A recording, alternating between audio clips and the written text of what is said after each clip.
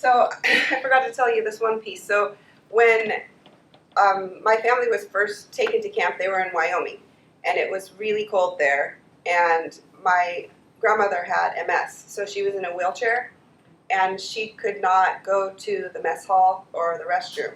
So she was really in this one room for months on end, and like solitary confinement, really. And my grandfather, did a bedpan and was bringing her meals, and they asked if they could transfer. And their request was granted, yes, you can transfer, but we will not provide transportation.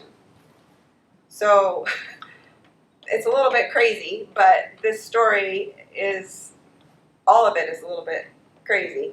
But my grandfather, he explained that they owned a car. So on one of the leaves, one of my uncles came and brought the car, drove it to Wyoming, got the family, then they drove to Gila Rivers, Arizona. But those states that they were driving through, they would have been allowed to live there.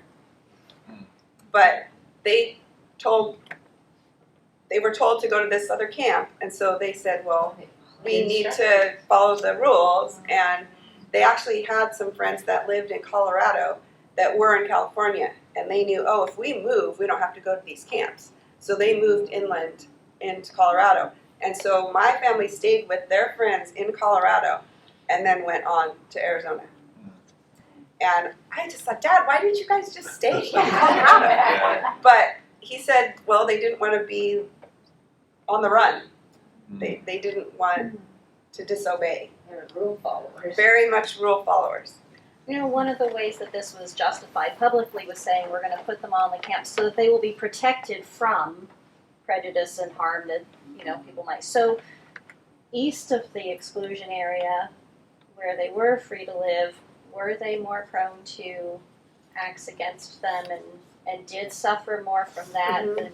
Yes, it was very hard on the Japanese who were not in camps. In fact, my aunt, who married my uncle, so she is in a different family, they did not go to camp. And they felt awful. They lied and said they were Chinese.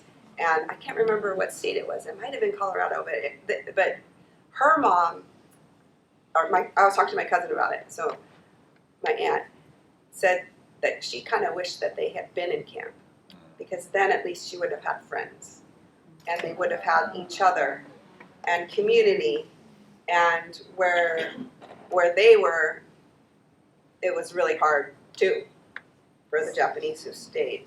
So in that way, is it easier to see why your family kept going Maybe. to the next? Yeah, maybe they heard stories about what it was like to stay with their friends and said, oh, never mind, let's keep going. I don't know. I never met my grandparents, and so I never got to ask any of these questions. Oh, so my dad talked about when they came back. These are some pictures that are almost unbelievable.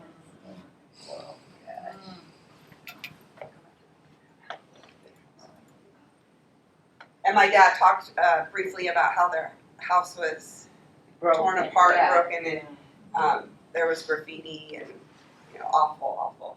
And my dad explained the word Japs. He said it's kind of like the N-word, and it's really hard to imagine that because it's in the newspapers everywhere.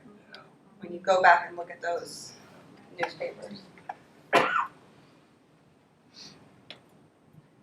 This is a picture of my dad in high school after he got back, and it's neat to think that pictures were found later, We're running out of time. My grandparents became citizens. They were so happy that they got to become citizens. And this is when my grandmother got her citizenship. And she also got an award for having the most sons serve in the Army. Oh, wow. My parents they came from a Japanese culture, and you just do what the government says, because in Japan, they brought this mentality back from Japan to America that, you obey the emperor, you obey the police, you obey everybody in authority, and you do what they say. And so that's the thing that they said. And So my dad always said that, you just kind of do what you have to do. And they have a word for that. You probably heard it, maybe, shikataganai. Anyway, that can't be helped. You just kind of do it. And I grew up with that word. My parents use that to me all the time. So when I read that in books and things, I knew what it meant. It can't be helped. And I know this one woman, she wrote some books on the camp. And I forgot what her name was, but she said that shikataganai, to define that, it's like a woman getting raped. She had no control, see? Couldn't be happened. So they said shikataganai. So that's a pretty good definition, I think. Can't be helped. You have no control over it. It just happens. It was really great when a family got to come back together, and this is my uncle's wedding picture. And they were Christian. They were very strong in their faith.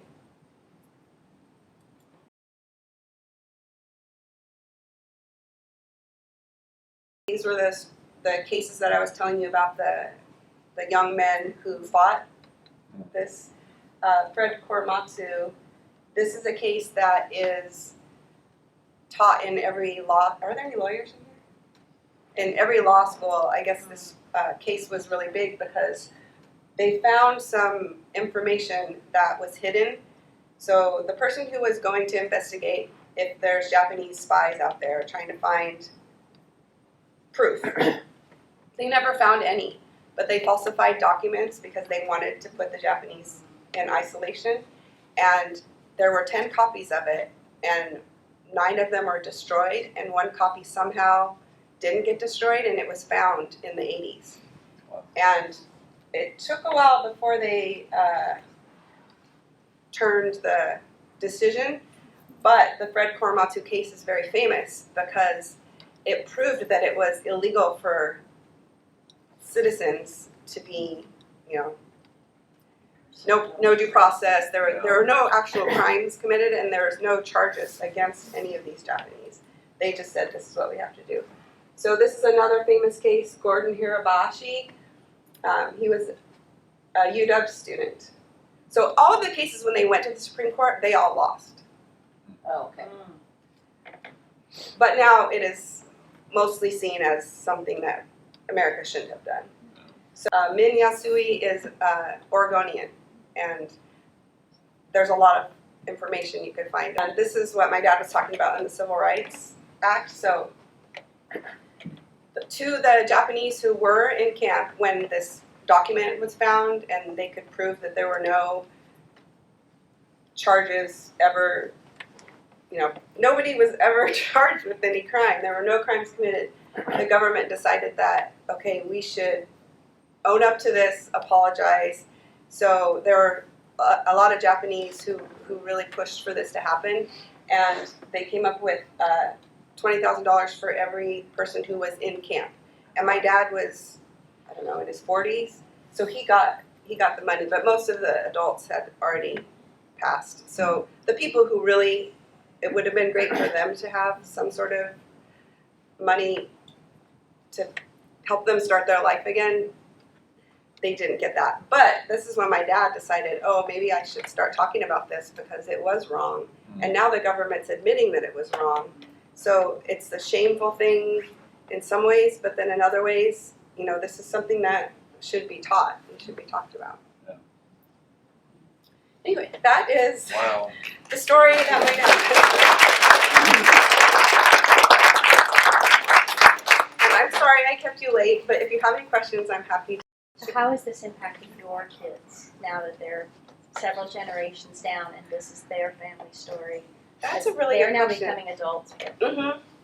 I feel like it impacted me a lot because so many times growing up, my dad would remind us everything could be taken away at any moment, and we would want a new pair of shoes, and he would be grateful for what you have. Just don't forget what could happen, and just really installed in us that character and dignity could never be taken away, and your faith is something that no matter what people say or do, it's always inside you. So I feel like the way I was raised was impacted hugely. And so I think generationally, hopefully we taught our kids these things. I think we did. This is my son, Trey. And this is my husband, Damon. I should have introduced you at the beginning. But I think that the story has impacted generations, but a lot of it is lost. A lot of families wouldn't talk about it. And that's why my dad felt so strongly about sharing his story. And I can't remember the story about your family. Was it there? So my grandmother was living in Tulare with her family, and then they basically got like 48 hours notice to get on a train, and then they were sent to Arkansas. Oh, Yeah. wow. So They that's were in Jerome. Yeah. Did and they so- talk about it? Yeah, we didn't talk about it much, but they ended up writing a So book they all wrote. as There the was siblings started getting older and passing away. The siblings got together and they're like, well, we want to keep this information, so they ended up writing a little book for us and our family that were able to read through just their experience. Is that mostly where you learned about things, or did you talk about it? So my grandmother just started talking about a lot more, probably over the last 10 years. A lot more. And then, but most of the information I've got from my family is in here. And I think, did you listen to that entire podcast series that I sent you? I mean, that's really interesting. So Sharon McMahon, who recently has kind of become dubbed America's government teacher and has started an amazing Instagram handle in light of all the false information that is on social media. But she has this great podcast, Here's Where It Gets Interesting. And season 1 is called Resilience. And it's like, 12 episodes, and it's all about the Japanese incarceration. And I think some of those interviews she does are really amazing. Yeah, if you like podcasts. If you like podcasts, and that's kind of a good source of information. Super interesting. Yeah, and I brought some books if anyone wants to borrow those. As long as you give them back to me, I'm happy to share them. And the one that has a picture of the women in the kimonos, a lot of Japanese tried to not show their culture. But there were some people who, said, no, we're going to still celebrate, we're going to still be Japanese. And a lot of people had burned photos, burned any sort of Japanese artifact when they were going to be taken away. But there are some things that have been found, and I don't know if you guys have read The Hotel on the Corner of Bitter and Sweet. So in Seattle, there She is, just asked you, oh, I read it. Yeah. there's it's kind of like a museum, but at the bottom of a hotel, I can't remember which one it is. The Panama Hotel. Oh, Panama Hotel. They have, did you go see that? Did you see the Japanese? Yeah. So some trunks and, Yeah. bicycles. It was the hotel for the Japanese American community in Seattle, and so when they were asked to go to these camps, a lot of people brought their precious things to the hotel, and they kept them. And so you can go in. They actually have like a plexiglass over the floor, so you can look down and see like your old trunks and furniture and stuff. It's pretty moving. Yeah, the I whole need to do that. place. That's amazing. So do you speak Japanese? That's another thing. A lot of people my age did not learn Japanese from their families because they were trying to assimilate. And you don't want to be speaking Japanese in public. You just want to blend in. And My grandmother, she knows very little Japanese because they just stopped using it and just went all, just totally assimilated into English. So we really don't have any cultural. We've got nothing just in terms of things from our family, Japanese things. yeah, same with us. Really There's nothing that's been passed down. A lot of things you have from your grandparents. Yeah. Are you Everything kids was learning Japanese? No. You No, but should. my brother's kids learned Japanese. Yeah. It's really funny. I remember going to one of my great aunt's funerals, and I was told, my grandmother said, we're going to get family dinner after the memorial, and I thought, okay, so this is going to be great. We're going to get traditional kind of family meal, and we ended up stopping at a hamburger and pizza spot. And it's just like that's just what we did growing up. So it's very much like that. Yeah, I think my generation has embraced more Japanese culture than my father's generation. And, you know, I wish he would have taught us Japanese, Yes. but my mom did speak Japanese, and it would have been pretty hard. Yeah. Even if he had wanted to, I think it would have been hard. And we grew up in Bend, so. Thank you Thank for you so sharing much. your Yes. story. Yeah, thank